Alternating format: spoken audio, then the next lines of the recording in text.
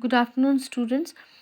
कल हम ऑक्सीडेशन और रिडक्शन किया था कल हमने, और मैंने आपको बोला था ऑक्सीडेशन का मतलब होता है जब किसी प्रोसेस में हम देखते हैं कि ऑक्सीजन जो है वो ऐड हो रहा है किसी सब्सटेंस के साथ, तो हम बोलते हैं इसमें ऑक्सीडेशन हुआ है।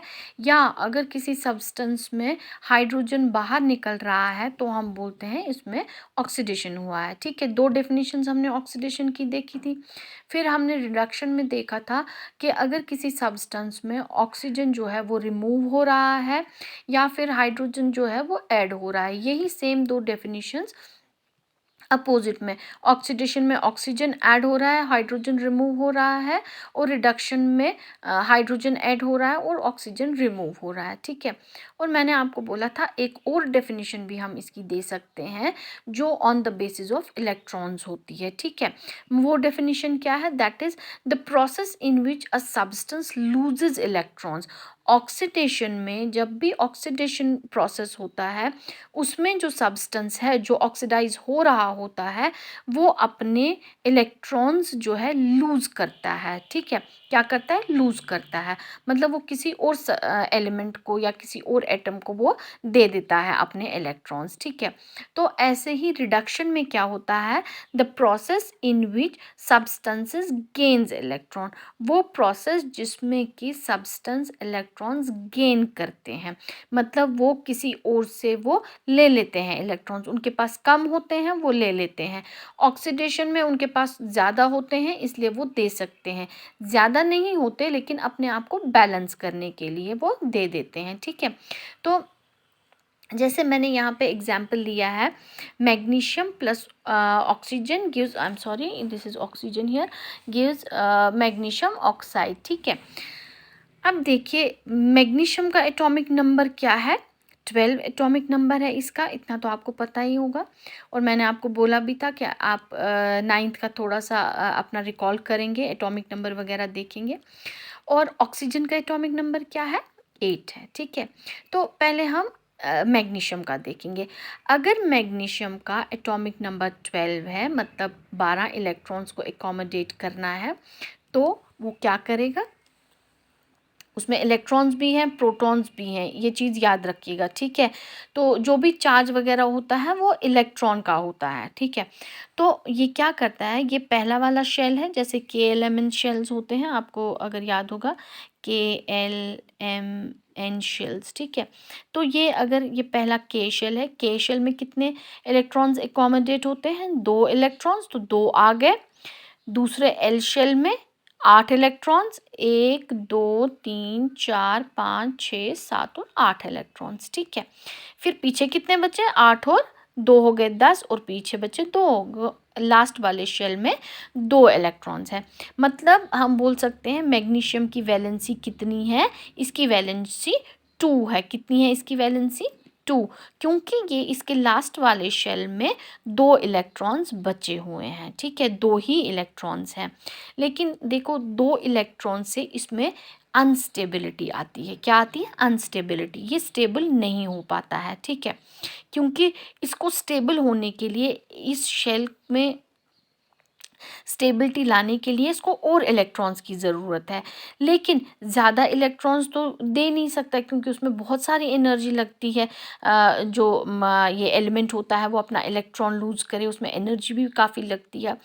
तो अब अ, 2 इलेक्ट्रॉन्स तो ये दे सकता है आसानी से, इसको कोई 4, कोई 6, कोई 8 इलेक्ट्रॉन्स तो इसको दे नहीं सकता है। इसका मतलब इसके पास ये जो 2 इलेक्ट्रॉन्स है ये आसानी से डोनेट कर सकता है। ये किसी और कंपाउंड के साथ मिलके उसको शेयरिंग में लगा देगा, तो उससे ये भी स्टेबल हो जाएगा और वो जो दूसरा एलिमेंट होगा वो भी स्टेबल हो जाएगा। ठीक है, जब ये कंपाउंड में आएगा। ठीक है, तो अगर जब ये दे देगा, ये 2 इलेक्ट्रॉन्स दे देगा, तो ये इसका शेल जो है अंदर वाला कंप्लीट है, 2 and 8, तो वो कंप्लीट हो गया, वो स्टेबल रह गया, और ये 2 इसने डोनेट कर दिए। अब जब ये 2 इलेक्ट्रॉन्स डोनेट कर रहा है तो हम इस पे क्या चार्ज लगाते हैं? Mg2 positive. अब आप बोलोगे 2 पॉजिटिव है, पॉजिटिव का मतलब होता है ऐड होना, तो इसमें शायद 2 इलेक्ट्रॉन्स ऐड हुए। लेकिन आपको याद रखना है, जब भी इलेक्ट्रॉन्स डोनेट हो रहे होते हैं, वहाँ से निकल रहे होते हैं, तो उसमें क्या चार्ज आता है? पॉजिटिव का चार्ज होता है। जितने इलेक्ट्रॉन्स, अगर 1 निकल रहे हैं तो 1 पॉजिटिव चार्ज होगा, 2 निकल रहे हैं 2 पॉजिटिव चार्ज लगेंगे, 3 निकल रहे हैं 3 पॉजिटिव चार्ज लगेंगे। ठीक है, मतलब जब इलेक्ट्रॉन वहाँ से निकल रहे हैं, लूज़ हो रहे हैं इलेक्ट्रॉन्स। ठीक है, जैसे मैंने यहाँ ऊपर Zn का भी आपको दिखाया है।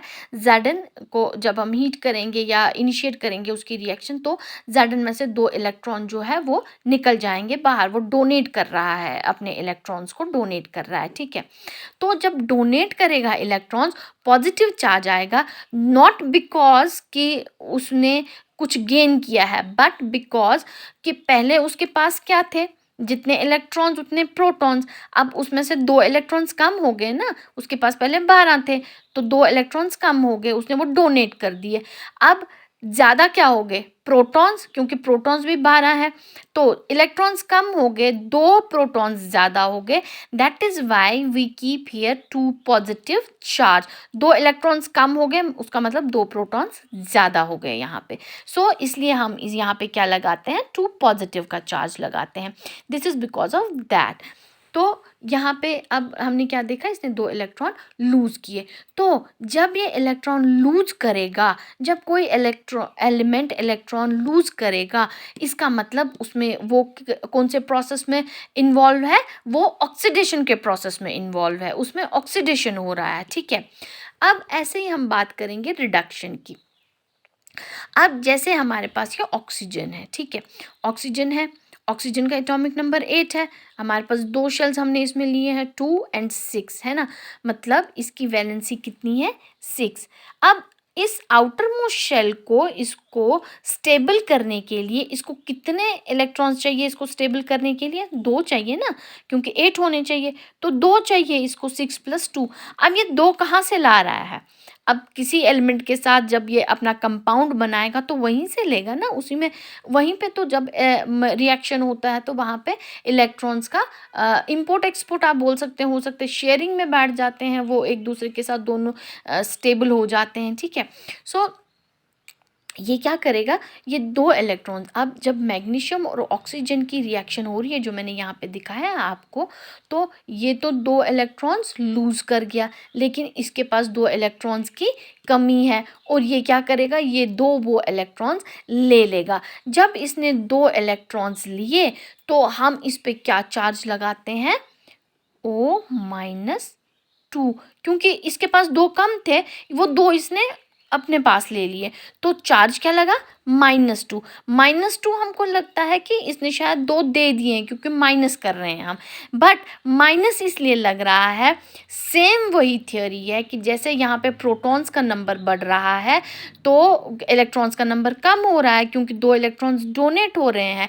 सेम वैसे ही यहाँ पे 2 इलेक्ट्रॉन्स बढ़ रहे हैं और प्रोटॉन्स उतने ही हैं, मतलब 8 ही प्रोटॉन्स हैं, 2 इलेक्ट्रॉन्स बढ़ गए, इसलिए यहाँ पे जो है -2 का चार्ज लगाते हैं। ठीक है, it is because gaining and जो रिसीव हो रहे हैं इलेक्ट्रॉन्स, उस पे हम देखते हैं जितने इलेक्ट्रॉन्स गेन हुए तो माइनस चार्ज आएगा, जितने इलेक्ट्रॉन्स डोनेट किए प्लस चार्ज आएगा। ठीक है, सो जितनी भी रिएक्शंस हैं ऑलमोस्ट हम देखते हैं, उसमें जो है ऑक्सीडेशन और रिडक्शन साइमल्टेनियसली होता रहता है, क्योंकि उसमें जो है मतलब इलेक्ट्रॉन्स का आदान प्रदान तो होता ही रहता है, मतलब इलेक्ट्रॉन्स की कोई लूज़ कर रहा है, कोई गेन कर रहा है, तो ये जो हमारा कॉन्सेप्ट है ये इन इलेक्ट्रॉन्स पे बेस्ड है। और ये डेफिनेशन भी आपको इसमें ऐड करनी चाहिए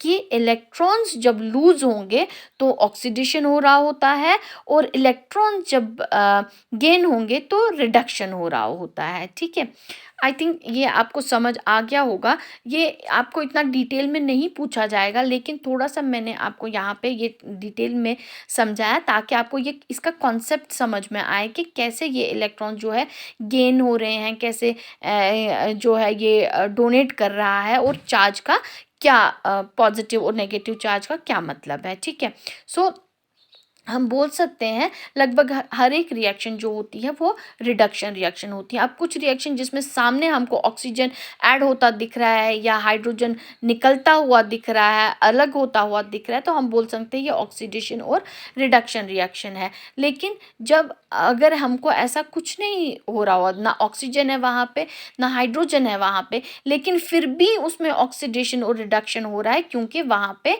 इलेक्ट्रॉन्स का आदान प्रदान हो रहा होता है, या हम बोल सकते हैं इलेक्ट्रॉन्स कोई लूज़ कर रहा है और कोई गेन कर रहा है। तो ये हम बोल सकते हैं उन रिएक्शंस के लिए जहाँ पे कि हम देखते हैं ना तो हाइड्रोजन होता है ना ऑक्सीजन होता है, लेकिन फिर भी ऑक्सीडेशन और रिडक्शन के अंडर वो रिएक्शन आती हैं, उनमें ऑक्सीडेशन भी हो रही होती है, रिडक्शन भी हो रही होती है। ठीक है, सो ये एक कॉन्सेप्ट था जो आप तक पहुंचाना बहुत ज़रूरी था। So I think this is all for today. Next कल हम इसके आगे पढ़ेंगे। Till then take care, goodbye and stay safe.